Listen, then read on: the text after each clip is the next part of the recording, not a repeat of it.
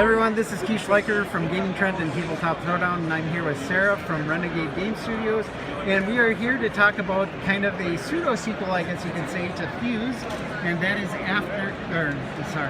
Flatline from King Plinko, and this is his follow-up to Fuse. So there's some similarities to Fuse, but there's still a lot of differences. So tell us about how the game plays. In this game, you are in the same universe as Fuse, but instead of being part of the bomb defusal team, you are now part of the medical bay team, and you're saving patients. You do that again with dice, just like you did in Fuse, but this time instead of one game that lasts 10 minutes, you're playing a series of 1-minute rounds with time in between to recoup and evaluate where you're going. So it's a little bit less intense than Fuse was in that respect, because you do get some time to relax in between, but it's still a very intense experience while you're playing each of those 1-minute rounds.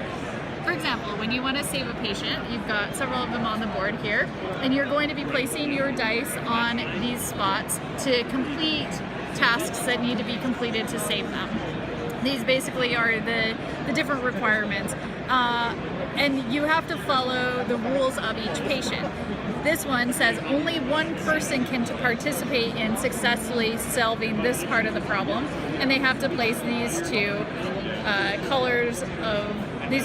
pieces of technical equipment on there. You're going to roll all your dice once at the beginning of the round, so these are all my color dice, and then you place them anywhere you want on these various different places in the board. If you place them on a patient and you complete all of one need, then that clears that part and you no longer have to worry about that. Once you've cleared all of the parts of a patient, you've solved all of their problems, then they will be removed. They're cured now. You place a new patient here. You have to go through a certain number of patients to win the game.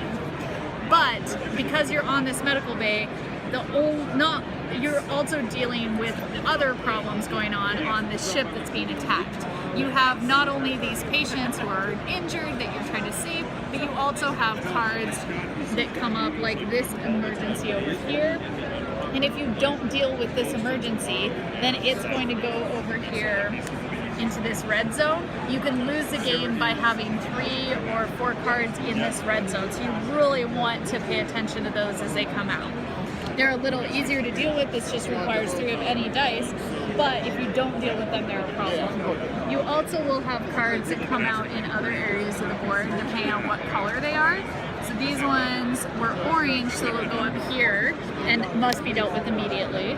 But if you flip over a blue card, they go into this zone here, and they don't have to be dealt with, but they'll cause negative problems if their number comes up. At the beginning of each round, you're going to roll these 2 dice, and now all the cards in this row are activated. And this will cause one player to lose 2 dice. No good at all. If you want to get rid of these cards, they don't cause damage later on, you can put dice here, but you're sacrificing dice there instead of working on your patients, which is a big problem because you only have this much time to do it. This is the energy that you have to use the tools in the medical bay. Each round you lose 1 energy. If you ever get down to 0, you lose the game. There are 2 other spots that you can spend dice here to add energy back into your energy area. You can also use this zone here where you can sacrifice a die, and then anyone can re-roll up to all of the dice that they have in their hand. So this can be very helpful when you're all trying to work on something together. Example here, this has to be 2 or more players help out on this one. So I might put this here and you might add to that. If nobody else helps us on these ones, then these dice are wasted and go away. But if we can find some other help, that'll clear. So there's several different requirements here. Lots going on. It's a very gamery game. Lots to think about, but it's a little less intense, like I said, because you play 1 minute at a time. But still a lot of decisions to make, and that 1 minute, I'm sure, seems to go by very quickly whenever you... Absolutely, it's so fast. But then when you're done with that minute, you have phases that you go through to plan and manage all of your resources, make sure everything's set up correctly, and then talk about, as a team, what do we want to focus on right now? Do we care about saving this patient, or do we need to go ahead and get an extra turn by collecting more of these energy cubes. But what about these cards over here? They're going to immediately cause us to get closer to losing the game if we're not careful. So there's a lot of things to balance, really good decisions here, and you do have to do them very quickly. Are there like special abilities for the players on the game? The ability, you don't have special abilities as players, but at the beginning of the game you do assign one person the Chief Medical Officer card, and that just means that they are the person who handles all of the maintenance in between rounds and assigns tasks. They're sort of the leader of the group. And then you also tell one person that they are the dice monkey, is sort of our internal term for it. They collect all the dice and then redistribute them to people. So how long does a typical game play? I would say it's about a 45-minute game. It's definitely not going to be your 10-minute Fuse experience. This is a gamer game. It's got more going on. There's a lot to think about here. And it is more time as well. And how many people does it handle? You can play between 1 and 4 players, so there is a solo experience that you can choose to play, and up to 4 players. Cool. And how much does it retail? I'm so sorry, it's a 5-player game. 1 to 5 players. We have a lot of 4-player games going on, but this one does play up to 5. Very cool. And how much does this retail? It's $50. Cool. Yeah, lots of dice, lots of things going on, but still intense, and then a little bit of a breather there. Exactly. And the other really cool thing about this game is that it has a free app associated with it.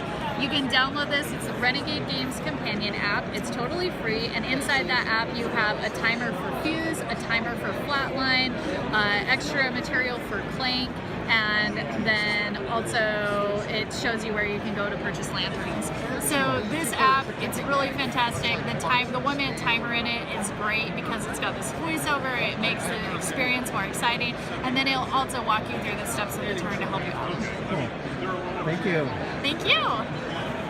And I'm back at Renegade with Sara, and she's going to show us another new game coming out, and that is Flipships. So Hey. This is a dexterity game, or what is this? This is a dexterity game. You are actually flipping your ships onto the board to try and destroy enemy ships. So, for example, I'm not great at this game yet, but I would try and... Oh, there we go, got one. If I hit an enemy ship, that's great because I just need to deal a damage to that and it'll remove it from play.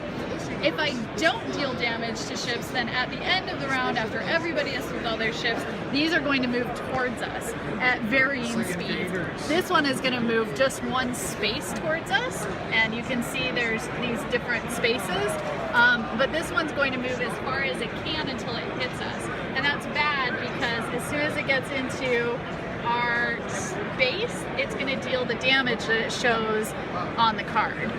So all these enemy ships are coming towards us, we're flipping our ships to try and destroy them, and if we can destroy all of the enemy ships or get to the very last round to destroy enough enemy ships, then we also still have to destroy the mothership by flipping our ships into the mothership out there. And if we take too much damage, we can lose, or if we can't do it fast enough, we'll also lose. The other cool thing is that each of these ships has a special power that allows you to do things like move them a little bit after they've landed or reflip them.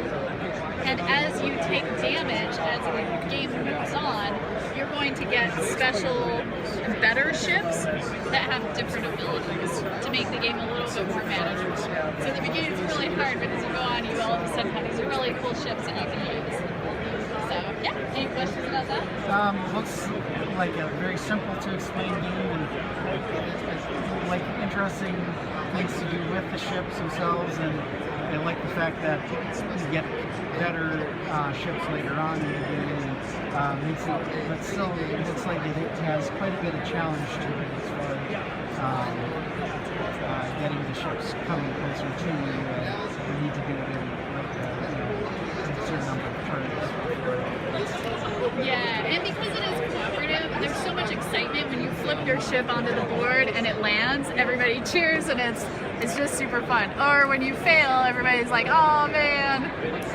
Oh, yeah, so there's that excitement and suspense, and I love that because this is another King Lego game, and in Fuse and Flatline, use the element of time to create the suspense. In this one, he uses the element of dexterity to create that existence instead. The space of the ships themselves.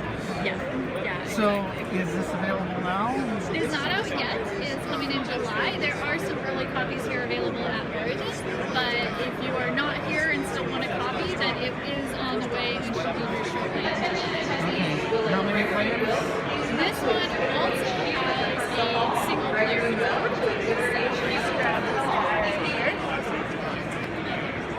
Show you the back of the box really quick.